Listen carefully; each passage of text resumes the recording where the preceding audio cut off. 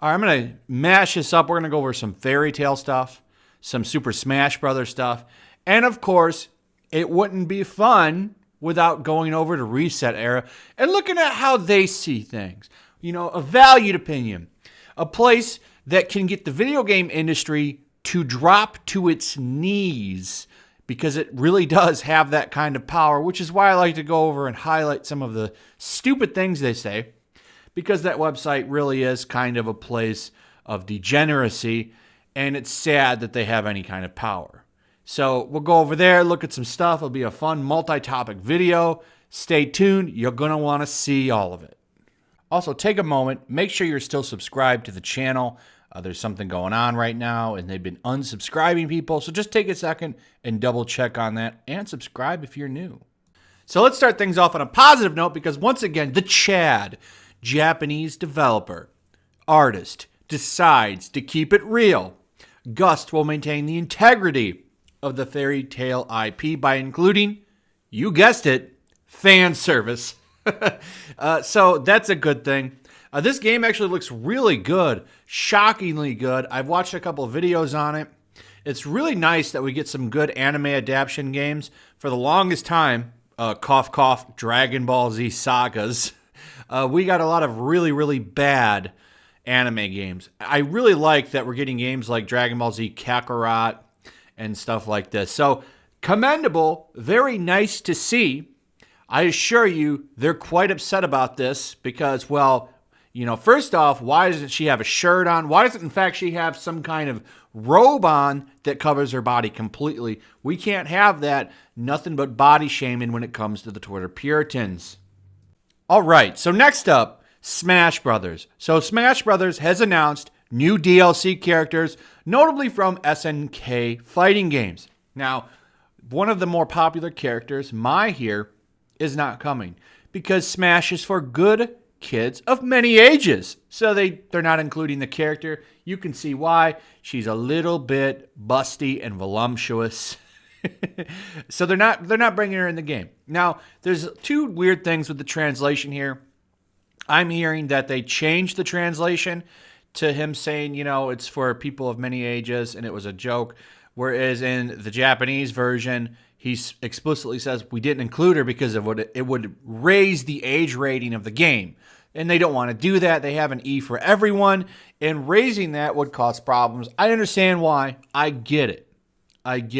However, if we go over to ResetEra, well, they're celebrating that because, of course, showing skin on a lady, well, that's wrong. Everything must be covered up. You must show no skin at all. We need every inch of a woman's skin covered.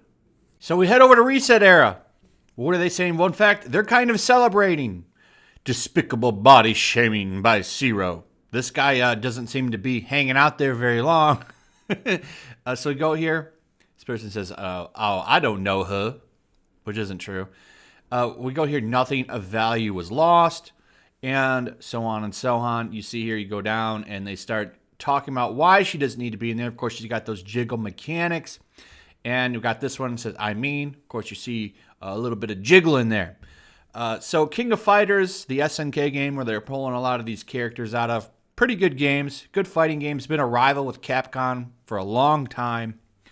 Always reminds me of playing SNK versus Capcom. Kind of the niche versus Capcom game that a lot of people don't know about. Really fun game. So check out King of Fighters. Those characters are coming. You can see the celebration over on ResetEra because, well, we don't like them cha-chas. They got to go. Women should be covered head to toe. And how dare you be bigger than an A cup? So let's head back over to ResetEra and finish the video off with something that I found was quite funny. So I found this from ResetEra Takes at Rera Takes over on Twitter. One of my favorite Twitter accounts. I'm telling you, if you're looking for hilarity, go follow that guy because he does a great job of finding the trash over at ResetEra and bringing it to our attention for fun. So I actually went and checked out this whole thread. It's quite funny. Came out today at 10:39 a.m. It's already at 4 pages in length of people talking about how Japan needs to change. Japan's wrong. They need to change. They need to bring our values and ways over there. Once again, highlighting how they're really colonialists and they don't realize it. So this is a topic thread on how Japan is an ism-phobic country, and they're so terrible that they don't put all these people up on some kind of holy grail when really they should be normalized. There's nothing wrong with making jokes and having a little bit of fun. If anything, I think it makes people see you as normal. However, any kind of joke on anyone that's different, well, that's all automatically an ism-phobic thing, and you're a piece of garbage who should lose your house, job, and income. I'm not even kidding. That's how these people roll. So it starts off here. This is a concern of mine, both as a gamer and as a reviewer. It's nothing new that despite being 2019, there are still Japanese games that insist on keeping a istophobic approach to stories or characters. I made a thread earlier this year. My little visual novel can't be phobic, in which I try to show how a particular game, one released recently in Japan and localized for the West, is very ism-phobic, and how companies are localizing and translating these games have an opportunity to make changes for the better. So, in other words, censor the games when you bring them over here. Censor them, right? That's basically what this person is saying. And they're saying, should we play Japanese games with Japanese sensitivities as the Japanese do? Or can we bring up how these games have serious issues that should be discussed, even if we're not primarily their target audience? Is this true? Yes, it's true. This man has no dick. So what do we see? We see the shills coming. I stay away from most Japanese media due to my deep issues with ism, and I don't want to see a vile display of young women as vulnerable and groomable. Don't even get me started on how whitewashed a lot of anime is. This person says with the crying panda bear avatar, I generally say F Japan in response to this shitty and tired old trope that are istic and phobic, not an excuse of an immediate response. No, Japan needs to change, just like all the other countries. I get having their own culture, but phobic stuff has no place in culture, and it shouldn't be cultural.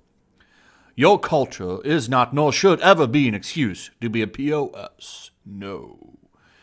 Going down here, it's because it's Japan doesn't make ignorant or hateful views okay. Morals are morals. Bigotry is never defendable. I would say the morals are, your morals, their morals are different. It's a different country. So, of course, they need to change. I just find this funny because they literally don't get that they're doing the colonial thing. The colonizer that they hate so much is literally what they wanting to do. They're literally saying Japan needs to change. Japan has the wrong values. Japan has the wrong morals. My favorite comment, though, was this guy at the end here. I'm playing through Dragon Quest XI at the moment, and I'm amazed at how casually sexist it is.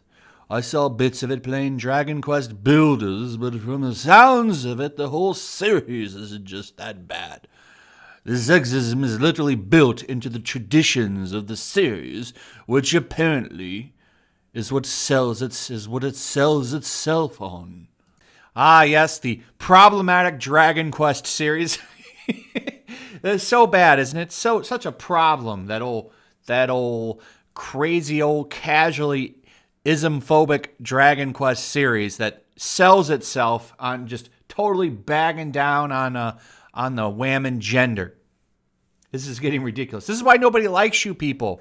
ResetEra or Puritans on Twitter, game journalists. This is why nobody likes you. This is why when Kotaku went under, when it fired all of you, nobody wept. Nobody cared. Nobody likes you. You sit around with your pompous thrones and think that you can do what you want. You literally want other countries to change their values to suit your own. It's going to backfire. It already is backfiring. And I'm loving it. I'm loving every second of it. Okay, people are waking up to this. People are saying they've had enough. Terminator, nobody even went to the theater to watch it. Terminator Dark Fate. I think that really is a turning point on these clowns. And I love it. It's great. I'm glad to see this maybe hopefully come to an end, because it's got to stop. And thankfully, I do think that it is. Anyway, that's all I got. Let me know your thoughts on this stuff. What do you think about Smash Brothers? What do you think about that fairy tale game? What do you think about these people wanting Japan to change their ways to suit them?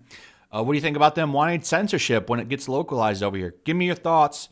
And as always, like, subscribe. Make sure you're still subscribed. Hit that notification bell. And I'll see you guys on the next one. Peace.